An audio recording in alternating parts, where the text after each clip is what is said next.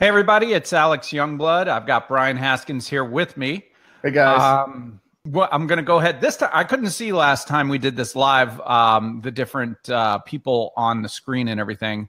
So we're going to make sure that we see that this time. I still see. Let's see. Yeah, it looks like your screen went dark for a little while.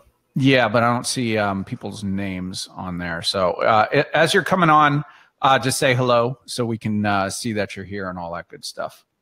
I think lighting looks good. Normally, I'm not an aficionado when it comes to lighting, but I think we got it down here. Your lighting looks good. So we are good. Okay, cool. So I'm seeing some comments here.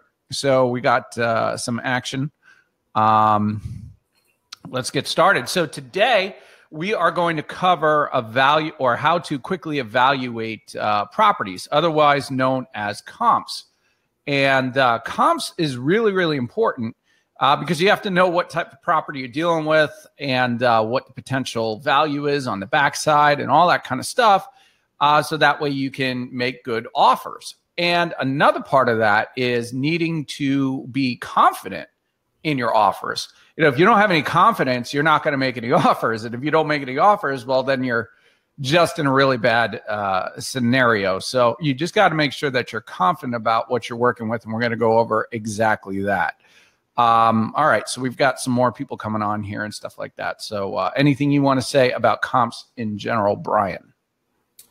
Nope. We can just go ahead and get started. All right. So let's lead into it here. What should we be looking for when we are running comps?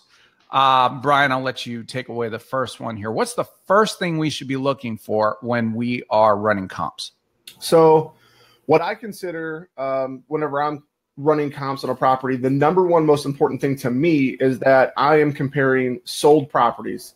So you don't want to consider anything that really is for sale right now or is about to come on the market, because the problem with that is houses that are for sale right now, they can ask whatever they want for that property. It doesn't necessarily mean that they're going to get that. It could be way off, either high or low. So you want to make sure that you're comparing sold properties. That, to me, is the most important thing. Another thing that I like to consider a lot whenever I'm considering comps on a property is you want to compare like properties. So, for example, if it's a 3-bedroom, 2-bathroom house, you want to try to find other 3-bedroom, 2-bathroom properties as well. So those are two big things that kind of come to mind right out of the gate whenever considering comparables. So absolutely. So sold properties that have actually closed, they're done deals, not maybe the buyer will buy it. Are they going to buy it at this price? We don't know. Because we might look at pending properties, right? But we just don't know what that property is going to settle out at. Sometimes a pending property will sell for more than what it's listed for. So you got to wait for that sale to get that concrete number on that. And then obviously like properties. So like property meaning someone that's built around the same time, and also a property that's of like square footage, and also similar bedrooms and baths and things like that you mentioned. One thing I would say, when you're doing comps, if at all possible, try to stay in the same subdivision, right? We want to stay in the same subdivision if at all possible, because a lot of these houses are like cookie cutter homes. So if you've been doing this a while, you could get to a point where you're like, you know what? I've seen this house before. Like we'll go into a neighborhood and or let's say a seller calls in and they're explaining to us our house. We can say, oh yeah, yep, I know that style of house. Yeah, it's one of those split levels. You go upstairs and you turn to the left and the bedrooms are over there and it's separated by a bathroom between the two different bedrooms and stuff like that. And they're like, how in the world did you know that? Like, well, we've been around the block or two and we've seen these type of neighborhoods, because similar builders actually built different subdivisions all around the area. And if you stay in the same subdivision, you can really get a good handle on what the value is. One thing to be careful of as well is if there are major roads in the area, and if you cross over those roads, that can really affect your property value. So, somebody might be saying, hey, I got this property over here, it's worth this. and they're trying to pull values or pull comps off of a neighborhood that's across a major intersection, it may be that those properties are different. So try to stay in the same subdivision when you're looking at those properties and things like that to make sure that you get those high comps like that, or get the comps that you're looking for that has the same property values. So Brian, do you think it's okay to trust Zillow when it comes to property values? Well, in certain circumstances, you can use Zillow. I personally prefer the MLS. I think ultimately the MLS is superior because you're going to be able to have a lot more information to pull from. But with Zillow, a couple things to consider is the Zestimate. So a lot of people go off of the Zestimate. And I found that that is not very accurate in many locations. So ultimately, every area is different. Zillow, they're based off of different algorithms and the way that they take things into account. So you need to understand that the Zestimate is probably not going to be accurate. But in some cases with Zillow, you can still narrow out to only sold properties. And if you do your research, whether you're comparing up against the tax records or whatever you're going to do, as long as you're comparing sold properties and not considering stuff that that Zillow has estimated on their own kind of algorithm, you can use some of that to get a general idea. But ultimately, I think that using the MLS is probably going to be the most reliable for comps. Yeah. So one thing I'll say, and actually before I continue in that direction, if you guys are liking this information here, give us a big thumbs up, right? More thumbs up, more likes, the more interaction we're going to get. Other people are going to say, oh, yeah, cool. Maybe we should go check that out. And overall, I want you to be thinking of questions, too, that you can ask. And the more people that we have, the more questions that we're going to get that could potentially help you. So give us a big thumbs up. Hit that like button. See if it works. You can even hit that heart button, right? That heart button. You might want to try that. see if that one works too. I'm noticing here, I'm looking on my phone because again, for some reason the screen over here isn't that working with me that good. Okay, cool. I appreciate that, Dipendra. Let's see. I'm going to name some of the people that are on here. We got Carla, we got Micah, we got Craig, we got John. Pablo, we got Carl, DJ, Lewis, James. So good. Yeah, I really appreciate all those likes there. We try to give you the best possible information that we can. We actually had a question here about MLS access. So before I get to that, let me say something. Not everybody's going to be able to get access to the MLS. That's okay. But if you do use Zillow, if you're limited by Zillow, which a lot of people are, just make sure that when you use the comp feature on Zillow and you go in there and you see the similar sales and you can see how they're bringing them up, you go in and a safe bet is to make sure that it's pulling those houses that are in the same subdivision, right?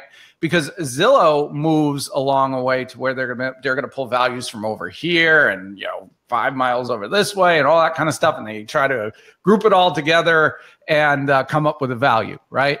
But if you're looking at Zillow, try to make sure when you look at the map, you could see the different roads and the intersections and things like that. A lot of times a subdivision is grouped within an intersection like that or between intersections and main roads. Make sure you pick those properties out that are in those same areas or same subdivision, have the same year built, and have all those similar things to the different properties around them. So that way you're not going to get hurt because you're not going to be like, okay, I'm going to pull a property that's over here, from a different subdivision. It may be similar of a house, but it just could be some of these neighborhoods are street to street. I mean, like in St. Louis, right? Aren't things like street to street over there? Absolutely. Yep. Not as much out where I'm at. I live a little further outside of St. Louis in the kind of the county area. But yeah, in St. Louis City, I mean, it's literally, it could be, just block by block. It's absolutely crazy. Yeah. And you got to be careful. You don't want to look stupid by trying to offer a property or a contract on a property, whatever you're doing, for a crazy price that isn't supported by the neighborhood, you don't look really good. So you want to keep that credibility up and making sure you look like you know what you're doing. So using Zillow to do that is just make sure that you're staying within those same areas and things like that. Another thing about the MLS, we actually had a question about how do you get access to the MLS. We can maybe cover that more in detail in another video, but a really good way is just to partner up or getting network with a realtor. And just quickly, just let them know any leads that you get that you can't do anything with and you send to them.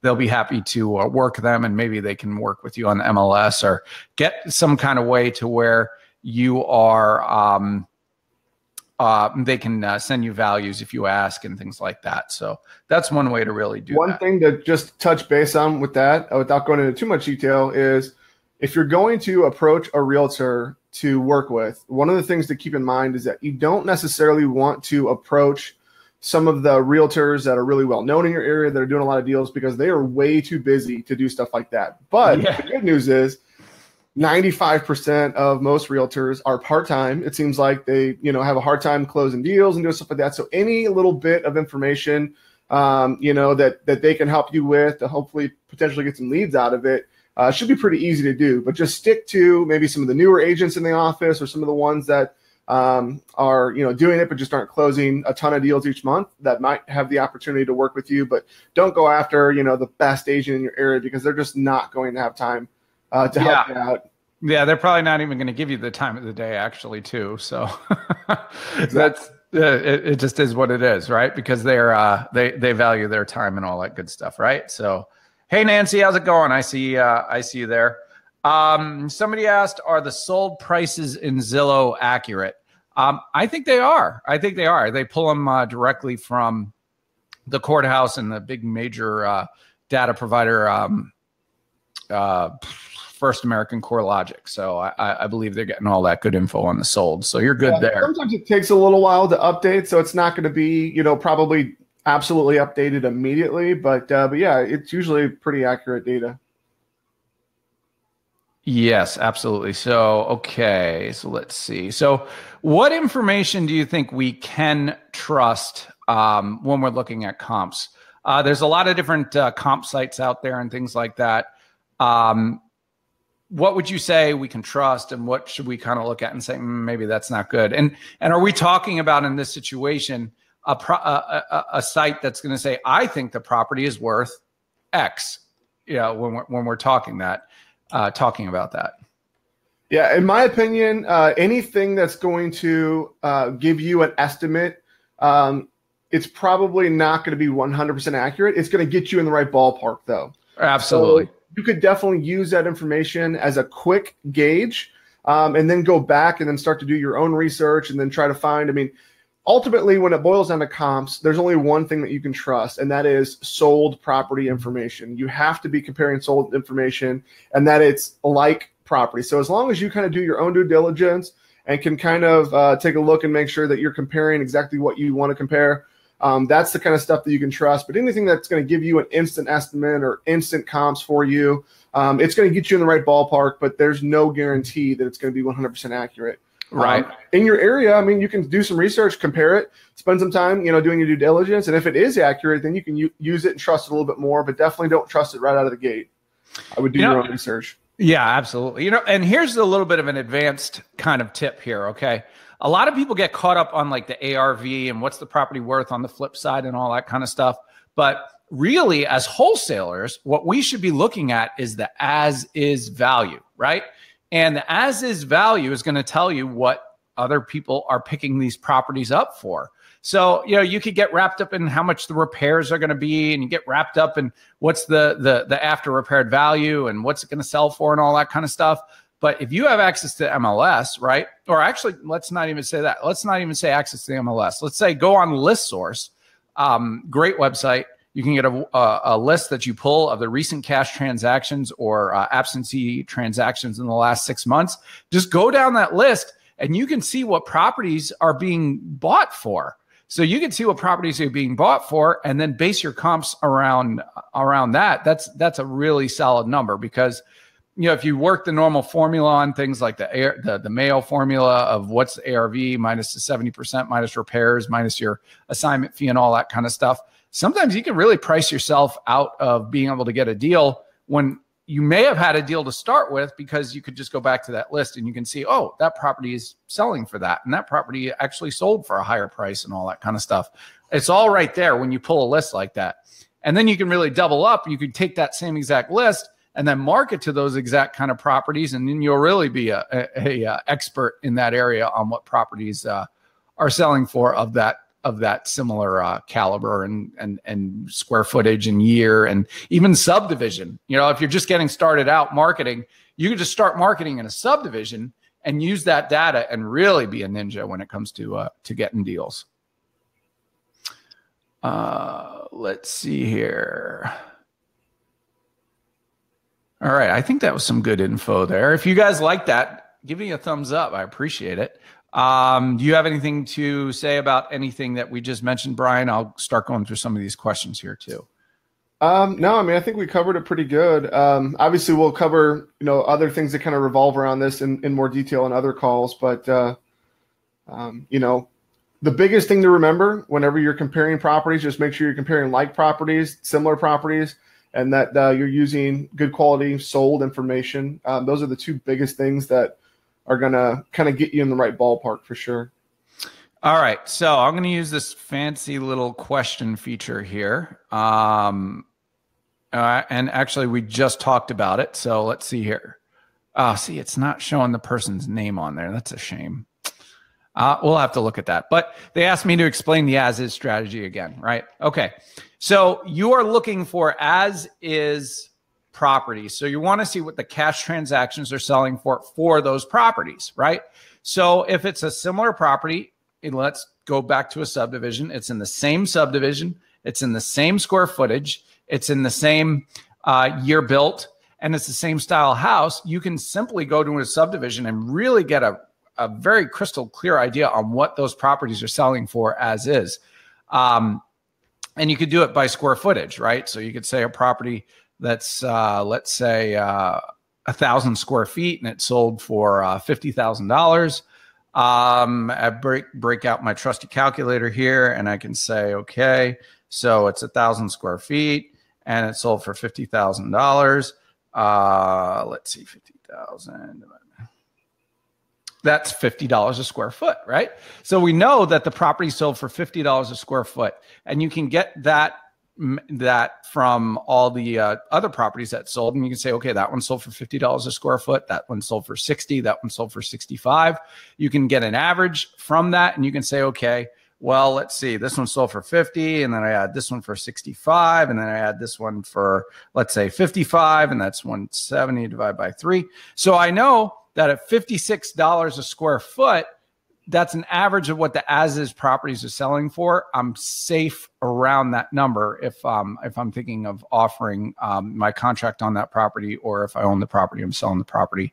I'm good at that price. So it's all about what the properties are selling for as is, especially on the wholesale level, rather than trying to focus on the ARV and all that kind of stuff. Somebody, okay, yeah, you're welcome, Stephen. Give us a big thumbs up if that helped you there. I appreciate you guys. Appreciate you being on the call. All right, let's see. Scrolling through some of these questions here. All right, how do you prevent a buyer from taking your deal or talking to the seller? Do you want to take that one? Sure. So in this business, there are, you can try your best to protect yourself and do certain things. And, ultimately the people you choose to work with and the people that you choose to do deals with and stuff like that, it all comes down to, for me, one of the things I learned early on in this business, it's a relationship business. There are going to be people out there that are going to try to take advantage of you and do things like that. That's just the world that we live in. Ultimately, the people that I try to work with and the people that I try to sell properties to are people that I have relationships with. So, for example, a big part of that for me was pinpointing who the buyers are and who the players are in my market and trying to reach out to them, have phone conversations with them, work with them and talk with them and stuff like that. So I never took the approach really of building a really big buyers list and talking to all the wholesalers and putting stuff out on Craigslist and blasting properties out there, because I knew the type of people that were going to come from that. It's the type of people that are other wholesalers, people that are trying to just make a quick buck. And that was part for me that really kind of helped me prevent a lot of the people that I was dealing with, because I was dealing with people that I knew, that I trusted, and people that that I had a relationship with. So like for me, it was important to, do all of my interactions with my buyers over the phone and, meet them in person and actually build rapport with them. So hopefully they wouldn't go behind my back. But I mean, ultimately, it just really depends on the people you're dealing with. I mean, it's hard to really prevent something like that from happening, because once someone knows an address, they can go knock on that door. They can do different things. I mean, you hope that people aren't going to do that, but it's something that is a reality. I mean, I don't really know, Alex. Is there any way to bad people do bad things. You can't really prevent it. If you have a good contract, obviously you could put a memorandum of contract on the property, and that'll slow things down if they try to go around you. That's one way of doing it. But overall, try to work with good people, and then hopefully you don't have to go that route, because anyway you go that way, then you're going to get into a court battle and all that kind of stuff. And who really wants to do all that, right? So, all right. So somebody is mentioning here. Let me see if I can see who it is. I think it was Steven. Talked about expanding the area. I think because he's talking about the rural properties, right? So in rural areas, obviously you're not going to have subdivisions, but you're going to have like situations, right? Where it comes to like acreage or a similar house or year built, things like that. You're definitely going to have to expand the area because there's not going to be a subdivision. So you just kind of have to use some common sense on that one. And I really don't mess with rural areas myself, but I'm sure there's money there as well. The same situation applies. Just make sure you're comparing as much like type properties as possible. Similarities, ultimately if you only have maybe a couple of properties within a quarter mile or something like that, you're going to have to maybe go back a little bit in history. You'll have to kind of just look and see. But ultimately the principles are the same. You just want to try to do the best you can comparing like properties. All right. Let's see. Micah says Redfin has a great sold filter you can use in the past 3 months to 6 months, 1 year. I think I've seen Redfin. Depends if Redfin's available in your area. It used to just be in I think the West, but I think it's definitely moved this way. Yep. And they have a good way to filter. Yeah, like Redfin. I know for a while there, ListSource had a product that was kind of. Do you remember what the name of that was, Alex? Maybe didn't you even used to use it? REI, or is it RealQuest Lite or RealQuest? Yeah, RealQuest, or something like that. Yeah, RealQuest. That was another option a while back. There are things out there, but bottom line is, as long as it's comparing like properties and sold properties, you can kind of filter a little bit. You've got some options. There's a lot of stuff out there. Yeah, I've got somebody, let's see. Dependra says, I'm a realtor and real estate investor. I do extend the map to do the comps or CMA. However, need to be careful as prices may differ from neighborhood to neighborhood. A knowledgeable realtor who specializes that area comes in handy. Yeah, that's exactly what we've been saying about staying in the neighborhood. If you're at all able to do that. That's how appraisers do it. Appraisers go into a neighborhood and they look for the 3 recent sales that are very similar, especially when you're selling like a flip property, and then they're gonna take it that way. So might as well look at it that way. iComps, Steve says, is pretty good and free, which, yeah, iComps is pretty cool. It's free option. Check out iComps.com. And I think it just pulls from Zillow anyway, but it plots it out on the map really cool. And so you could check that out. Let's see. Does anybody have, okay. Micah says, I used to do it on brief research. And if I'm really interested, I have a realtor pull comps for me. Yeah, see, that's important too, right? Because you don't want to get bogged down researching a property and just not doing anything, right? Because if it's a good deal, we got to be quick and we got to move quick on it. But people are experts at what they do. So if it's something that that you're really thinking is going to be a good deal, then you can really take it and then have a realtor pull comps on it for you if you're really like getting close with it. Don't just throw properties at a realtor because they're going to get annoyed after a while if you're not doing anything with them. So let's see here. If any more questions, let us know.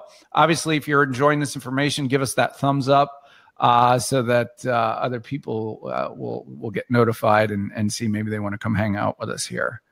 Let's see. All right, let me make sure that we are covering everything here. Okay,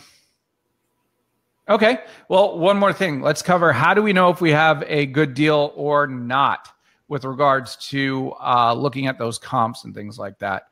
Do you want to take that one? Sure. So this kind of culminates everything that we talked about today. I mean, ultimately, looking at sold properties and things like that. So ultimately, what I feel like whenever you are in an area, and how do you know if it's a good deal or not? So ultimately, you need to understand, what properties are being sold. That comes in part with the comps and things like that. But you want to see how does that property line up with other properties that have sold. So you kind of have that baseline, like you said earlier, the knowing, kind of the rough estimate of the as-is properties that have sold, and you can kind of use that to kind of quickly gauge things. But if you're in a marketplace that is a high rental market and, maybe not as high of a retail area and you're dealing with lower end properties, kind of what your buyers are going to pay for that property. You can kind of use that as a quick judge to say, well, is this going to be a good property or not? They're buying properties that, let's say 75 cents on the dollar or 70 cents on the dollar. How does this kind of compare to that with those properties? So you can do the same depending on, what type of market you're in. Just kind of have a baseline and know quickly, what your buyers are willing to pay for a property that fits into that criteria. If it's kind of a good deal, you just kind of use it off of rough numbers, then that's one way of kind of knowing. But obviously you probably have more to share on that, Alex, but ultimately, you want to get really quick into just kind of knowing generally what an area is going to sell for, what a property is going to be worth. A 3-bedroom, 1-bathroom property in this area is going to be generally worth about this. You kind of quickly see. And then that way, when you're on the phone with somebody, you can say, all right, well, that's great. Let's go ahead and set an appointment to go view this property. And then you kind of can go back and do your more detailed comps later and then have something to kind of take with you. But, practice, just kind of get a feel for the neighborhood and for the areas that you're going to be working in. And like you said earlier, just knowing, well, how this property is laid out, you can already kind of have an idea of what it's going to sell for. So if you know those types of things, you can really quickly just kind of know if it's a good deal or not. Yeah, I think using that square footage strategy, like I talked about, and the as is, when you pull that list and list source, and you see if you're in the same subdivision, you see what those properties are selling for, you can easily find out the average of the square footage of the bottom 3, if you will, and can apply it to your own square footage. You can say, okay, well, these are selling for an average of $56 a square foot, and I have say 1,200 square feet. So if I look at that and I say, okay, all right, let's look at my calculator here. I have 56 and I have 1,200 square feet. I know that I'm okay if the property is that final number is $67,200 because that's the number that they're going for. So maybe that means I got to be at $45 a square foot in order to make that $12 a square foot difference. So if you start looking at it that way, you can really see what price you have it as, what the average square footage is going for, and then you can easily figure that out without having to try to bog yourself down in the ARV and the repairs and all that kind of stuff. So look at those as is properties. All right, let's see here. Let's make sure we're getting everybody. But I think we've covered mostly everything here. So if you guys appreciated this, and like I said, we're going to be doing this more often. It's good to reach out to you guys and interact with the members in the group. We also have a program, an implementation program, if you are interested in some extra help in your business, whether it's taking it to the next level or just getting questions answered on a weekly basis or needing an action plan set in place, we can help you with that. So I'm going to put that up here. That is reiaccelerator.com. And what it'll do is you'll be in a spot where I believe that is on the screen, right? reiaccelerator.com. Okay, cool. That'll put you in a place to where, and I'll post that link on there too, where you can get a call scheduled with us and see if this is a program that will be a good fit for you. If it is, great, we'll run with it. And if it's not, no big deal. You maybe get some advice and some help that will help you take your business to the next level. So we're definitely looking forward to doing some more of these. And as well, if you're on this call here and you have some questions or want something covered more in detail, put it in the comments, and then we can look at it and say, okay, yeah, we'll do a video based around that. So actually, let me go ahead and put it in on my phone here. We'll get better at using this here. REI Mentor, or I'm sorry, REI Accelerator.com/mentor.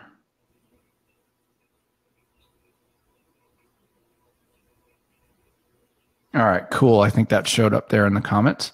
So if you guys just want that strategy call, let us know.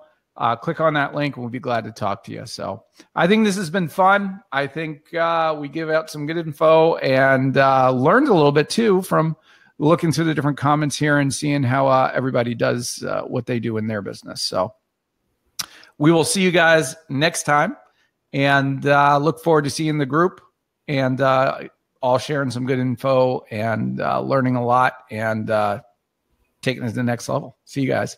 Thanks, guys.